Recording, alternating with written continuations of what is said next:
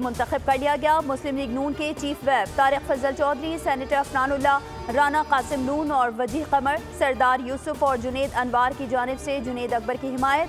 तारिक फजल बोले, हुकूमत का फैसला था PAC की चेयरमैनशिप अपोजिशन को दी जाए। PTI ने उमर अयूब, जुनेद अकबर, आमिर डोगर समेत 4 नाम भेजे थे। कमेटी अरकान की जुनेद अकबर को चेयरमैन मुंतखब होने पर मुबारकबाद।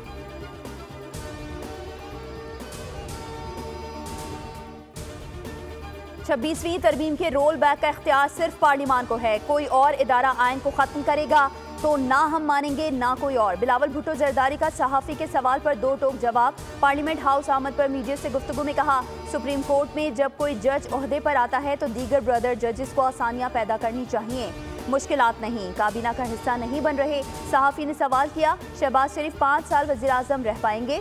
बिलावल ने जवाब दिया, इंशाअल्लाह।